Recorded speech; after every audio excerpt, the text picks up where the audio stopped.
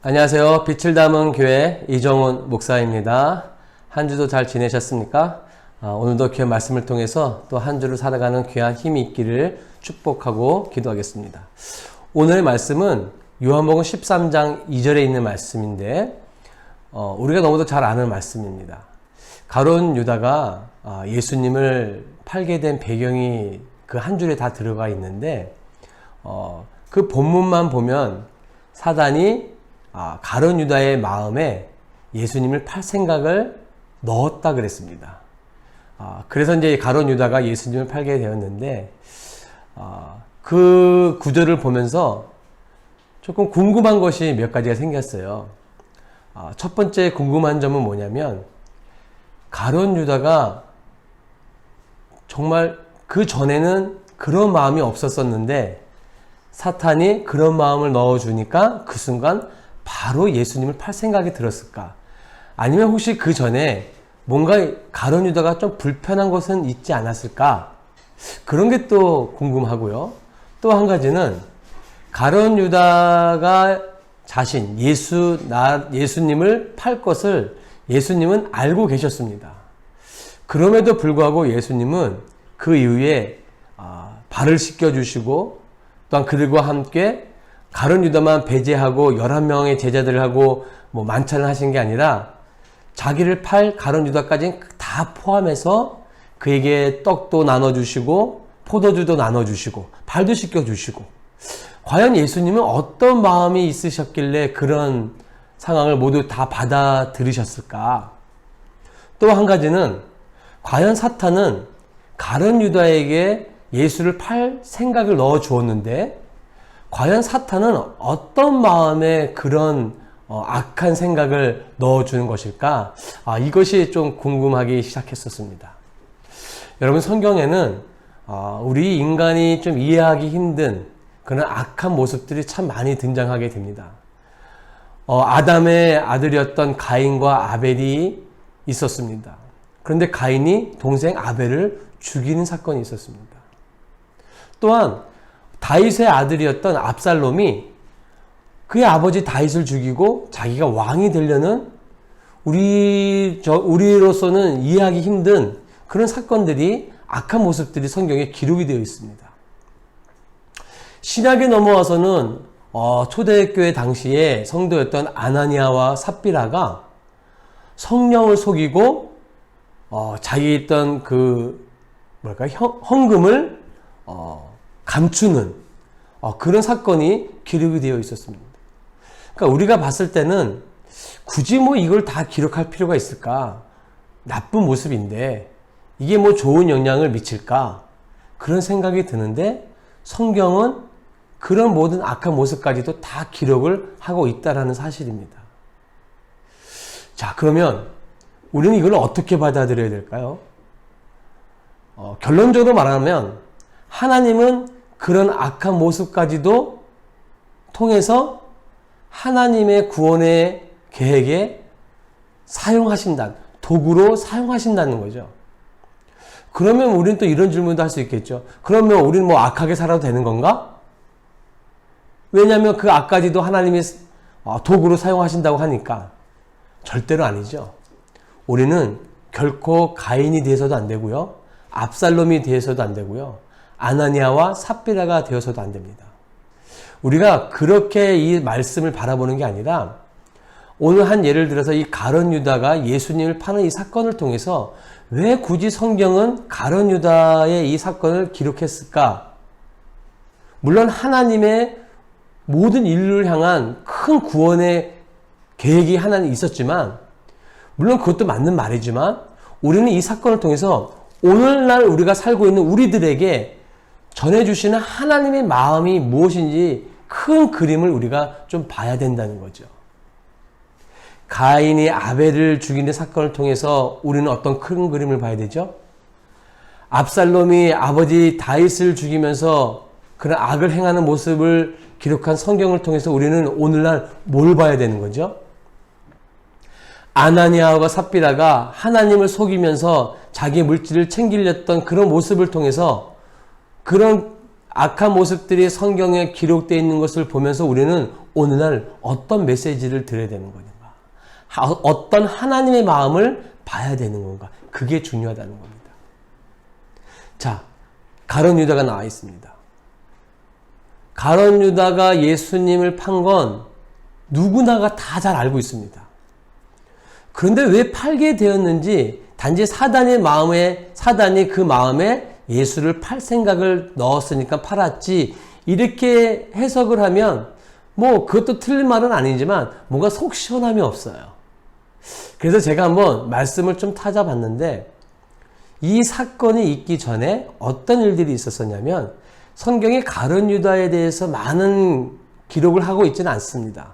근데 몇몇 군데에 가룟 유다의 사건이 나오는데 나사로가 살아서 이제 예수님이 그 나사로의 집에 거하셨을 때에 거기에 동생이었던 마리아가 예수님의 발에 자기가 지금까지 정말 정성을 다해서 모아놨던 향유를 붓는 사건이 있습니다. 그때 가룟 유다가 그 마리아에게 와서 이런 이야기를 합니다. 제가 좀 표현을 쓴다면, 야 마리아야, 그 비싼 향유를 그렇게 쏟아붓지 말고 차라리 그를 팔아서 가난한 자들에게 나눠주는 게 더 좋지 않을까? 정말 그 말씀, 그 성경 말씀을 보면 틀린 말이 아닙니다. 정확한 말이고 정말 멋있는 말입니다. 그럼 그 모습을 보셨던 예수님은 가룟 유다에게 그래, 너 참 잘 생각했다. 그래야지. 오히려 어떻게 보면 가룟 유다는 그런 말을 예수님한테 듣고 싶었을지도 모릅니다. 근데 예수님 반응이 좀 썰렁해요. 예수님이 뭐라 그러시냐면, 유다야, 물론 성경에는 유다라는 말은 없지만, 유다야, 마리아가 하는 행동을 막지 말어. 마리아는 나의 장례를 지금 준비하고 있는 거야. 여러분, 이 장면을 한번 머릿속에 한번 떠올려 보세요. 가룟 유다가 어떤 마음이었을까요? 좋은 말을 들을 줄 알았는데 의외로 반대 반응이 예수님한테 보이는 거예요. 제가 생각하건대 가룟 유다 마음에 섭섭함이 생겼을 것 같아요. 이 섭섭함이 얼마나 무서운지 저 너무도 잘 압니다. 지금까지 교회를 섬기면서 이 섭섭함 때문에, 그러니까 제3자가 보면은 정말 아무것도 아닌 행동이고 아무것도 아닌 그런 말 한마디였는데 그 한마디에 교회 안에서 섭섭함이 들어서 교회를 안 나와요. 이해가 안 되죠? 여러분, 그런 섭섭함이 가룟 유다에게 생겼다라는 거예요. 아마 그 순간서부터 가룟 유다는 그런 마음이 들었을지도 몰라요.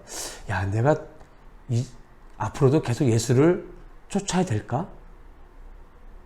이제 그런 마음을 가지고 있는데 이제 제자들하고 예수님이 어디에 들어가시냐면 이제는 예루살렘으로 들어가십니다.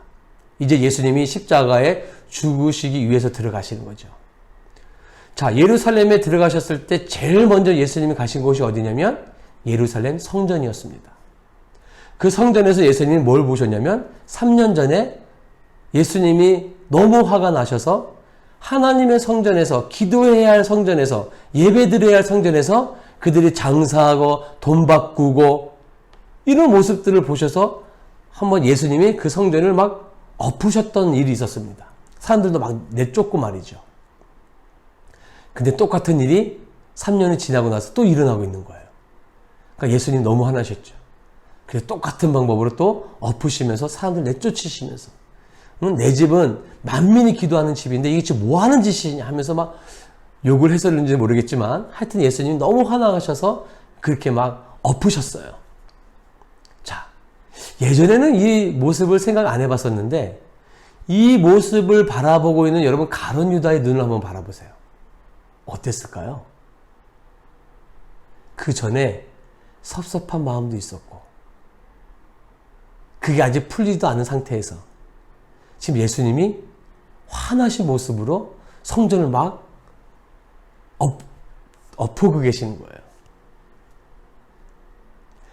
지금까지 가룟 유다는 사랑을 전하시고 평화를 말씀하시고 가난한 자들과 함께 하셨던 그 예수님의 모습이 너무 좋았는데 지금은 예수님은 모든 사람의 공공의 적이 되어버리신 거예요.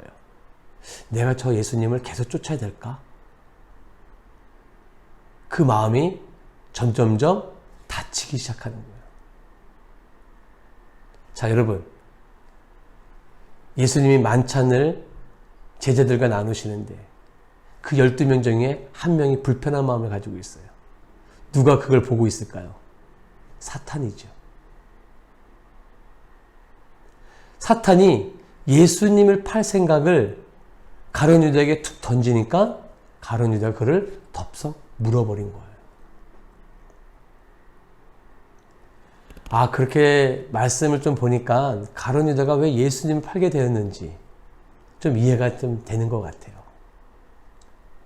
자, 그런 가룟 유다를 예수님이 발도 씻겨주시고 만찬에서 떡과 포도들을 함께 나누십니다. 과연 이 가룟 유다에게는요, 회개할 시간이 없었을까요? 여러분, 이거 뭐 말씀에서 좀 벗어나긴 하지만 베드로가 예수님을 3번 부인하잖아요. 그 3번 부인할 때 우리는 어떤 생각이 드세요? 야, 베드로에게는 회개할 시간이 없었을까? 아니, 어떻게 바로 연거푸 바로 베드로가 예수님을 이렇게 부인을 할까? 근데 성경 말씀 잘 보시면 그 3번을 부인하는 그 간격이 뭐 1분 사이에 2분 사이 그게 아닙니다. 한 번 부인하고 나서 한두 시간이 지나고 난 다음에 그런 시간적인 타임이 있었거든요. 그러니까 그 시간 타임은 어떤 시간이에요? 베드로가 회개할 수 있는 기회였던 거죠. 마찬가지로 이 가룟 유다에게도요, 그런 기회가 있었어요. 어떤 기회냐면은 예수님이 만찬을 베푸시는 시간이었어요. 예수님은 다 알고 계셨습니다. 자기를 팔 사람이 가룟 유다라는 걸. 그럼에도 불구하고 예수님은 가룟 유다를 배제하지 아니하시고 같이 나누셨어요. 가룟 유다에게 떡을 떼시면서 예수님의 그 손길, 포도주를 나누시는 그 예수님의 손길, 그러시면서 예수님이 바라보았던 그 예수님의 눈길, 가룟 유다하고 예수님이 눈길이 마주쳤을 때 예수님은 어떤 마음이셨을까요? 물론 그 현장에서 바로 대놓고 예수님이 가룟 유다에게 너 회개해야 된다라고 말씀하지 않으셨지만 가룟 유다는 그 눈빛을 읽었을 거예요.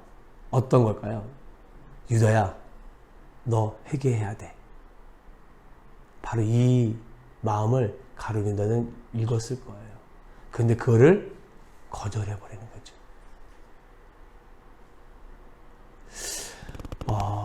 그런 거절하는 그 가룟 유다의 마음에 사단이 이제 공격을 했습니다. 자, 그럼 과연 사단은 어떤 마음을 좋아하는 걸까요? 이 사단의 마음을 좀 보려면 예수님이 광야에서 사단에게 시험당하시던 장면을 좀 생각을 해보셔야 될 것 같아요. 3가지의 시험을 당하시죠. 첫 번째는 떡덩어리를 바꾸어봐. 그리고 높은 데서 떨어져봐. 3번째는 천하를 보여주면서 나에게 절해봐. 이 3가지를 공격한 사단이 있는데 사단이 이것을 공격할 때 예수님의 마음을 바꾸고 싶었던 거예요. 돌을 떡으로 바꾸라는 것은 뭐예요? 너 배고프지? 그러면 수단과 방법을 가리지 말고 이거를 떡으로 만들어봐. 이건 다시 어떤 말씀이에요? 자기중심적인 수단과 방법을 가리지 아니하고 너의 배를 채우는 그런 마음을 사단이 공격한다는 거예요. 그리할 때 예수님이 그 사단에게 뭐라고 말했죠? 사람이 떡으로만 살 것이 아니고 하나님의 말씀으로 살라 그랬어요. 하나님의 말씀으로 살라는 건 뭐예요? 자기중심적인 삶을 살라는 게 아니라 하나님의 말씀에 중심적인 삶을 살아가야 된다는 거예요. 여러분, 뭐 이런 말씀 드리면 좀 그렇지만 일주일에 한 번 예배 드리는 걸 가지고 내 신앙을 지켰다 말하는 건 여러분 너무 욕심이 많으신 거예요. 매일매일 하나님의 말씀을 듣고 있는 게 얼마나 중요한지 모릅니다. 이걸 배제하고 단지 예배로만 내 신앙을 좀 업그레이드 시키겠다? 이거는 여러분 너무 욕심이 크신 거예요. 하나님의 말씀이 내 삶의 중심이 되는 삶이 있어야 된다는 거예요. 매일매일 삶 가운데. 그래야지 그 마음에 사단이 공격을 주춤주춤 한다는 거예요. 자, 또 두 번째는 뭐예요? 성전 꼭대기에서 뛰어내려 보래요. 뛰어내리면 천사가 너를 바칠 거라는 거죠. 그리할 때 얻어지는 명예. 성전 꼭대기에서 떨어질 때 그 성전 밑에는 수많은 사람들이 있어요. 그런 떨어졌을 때, 예수님이 떨어지셨을 때 천사들이 그 예수님을 딱 바쳤을 때 그 사람들이 얼마나 예수님을 막 우러러 봤겠어요. 그때 얻어진 그런 명예의 마음. 그 순간 내가 해야 할 것을 잊어버리는 순간. 명예를 쫓다 보니까. 그런 마음을 사단이 공격한다는 거예요. 그러니까 사단은 너무 머리가 좋아요. 예수님까지도 그렇게 해서 넘어뜨리려고 하는 게 사단이에요. 세 번째는 뭐예요? 온 천하를 보여주면서 나에게 절을 해요. 그때 예수님이 뭐라 하셨죠? 주 너의 하나님만 섬겨라 그랬어요. 천하를 보여준다는 것, 사단에게 경배하라는 것, 하나님보다 더 위에 있는 것을 우상시하는 그 마음, 그 마음에 사단이 공격한다는 거예요. 그 마음에 예수님 뭐라 하시죠? 네 삶의 중심은 하나님이 되어야 돼. 하나님이 우상이 되어야 되죠. 하나님이. 그러니까 사단이 그런 마음을 공격한다는 거예요. 자, 여러분 말씀을 정리해 볼게요. 성경에는 악한 모습들이 참 많이 기록이 되어 있어요. 그런 것을 보면서 아유 압살롬 나쁜 놈이네, 가인이 나쁜 놈이네, 아나니아하고 삽비라 나쁜 놈이네, 야 가룟 유다 이거 배신자네, 이렇게 보는 것이 아니라 굳이 성경이 기록하지 않아도 되는 그런 구절들을 기록하면서 오늘날 우리에게 던져주는 하나님의 큰 마음을 우리가 볼 줄 아는 믿음의 눈이 필요하다는 거예요. 오늘 가룟 유다를 통해서 얼마든지 우리도 그런 사단의 공격에 노출될 수 있다는 것 잊지 않으시길 바랍니다. 가인이 아담의 아들이에요. 압살롬이요 다윗의 아들이에요. 아나니아 삽비라 초대교회 성도입니다. 가룟 유다 예수님의 12제자였어요. 하나님을 모르는 사람들이 아니었다는 거예요. 심지어 사단은 하나님의 아들인 예수까지도 공격하는 게 사단이에요. 우리는 어떨까요? 우리는 괜찮아요? 아니에요. 우리도 얼마든지 그 사단의 공격에 노출될 수 있어요. 그 노출될 수 있는 우리, 그 마음을 어떻게 하시겠어요? 지켜야죠. 물을 지킬 만한 것 중에 내 마음을 지키라 하셨잖아요. 여러분 한 주간 승리하시길 바랍니다. 마음을 잘 지켜서 정말 하나님께 영광 돌릴 수 있는 귀한 하루하루의 삶이 되길 간절히 기도하겠습니다. 기도하겠습니다. 좋으신 하나님 감사합니다. 성경 말씀에 보니까 사단이 우는 사자와 같이 공격한다고 합니다. 그 공격에서 우리가 이겨낼 수 있는 방법, 하나님의 말씀으로 그 사단의 공격을 이겨내게 하여 주시고 하나님과 더욱더 가까워지는 예배와 기도와 말씀의 삶을 우리가 게을리하지 않게 하여 주시고 늘 하나님과 동행하는 삶을 살아갈 수 있도록 인도하여 주시고 하늘의 지혜와 성령의 충만함으로 우리를 인도하여 주시옵소서. 감사합니다. 예수님의 이름으로 기도합니다. 아멘. 여러분 그 말씀 아시죠? 로마서에 있는 말씀인데 믿음은 들음에서 나며 들음은 그리스도의 말씀으로 말미암느니라. 여기에 보니까 들음이라는 단어가 2번 나와요. 근데 이 들음이라는 단어가 의미가 다 다릅니다, 여러분. 첫째는 뭐예요? 믿음은 들음에서 난다는 것은 그냥 정말 로고스, 하나님의 말씀인 거예요. 하나님이 천지를 창조하셨습니다. 하나님이 인간을 만드셨습니다. 예수님이 이 땅에 십자가를 지시기 위해서 오셨습니다. 성경에 많은 말씀들이, 그 말씀을 말해요. 그 말씀을 들음으로 인해서, 듣는다는 건 뭐예요? 그 말씀이 내 안에 들어온다는 거예요. 그리고 나서 그 들은 말씀이 그리스도의 말씀으로 말미암니다. 이게 무슨 말이냐면, 믿음으로 들음에서 그 다음에 들음은 그 말씀이 하나님의 말씀으로 내 삶에 적용이 바깥으로 나가는 거죠.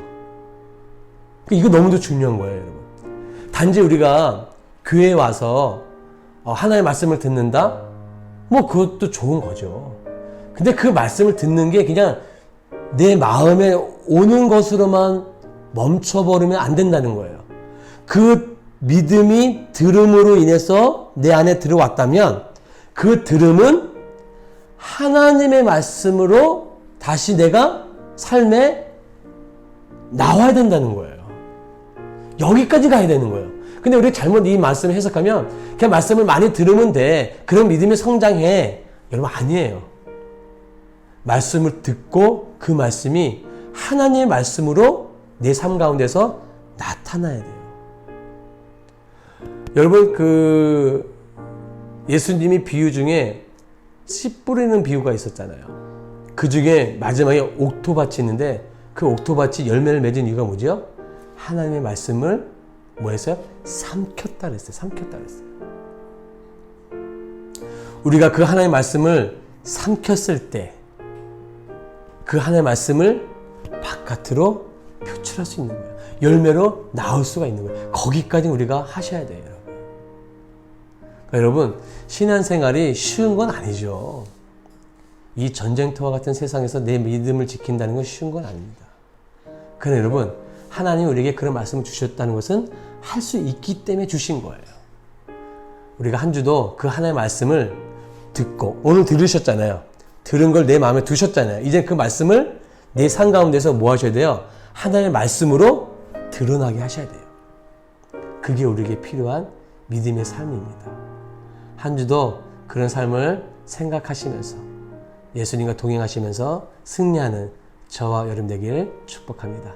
여러분 승리하세요. 감사합니다.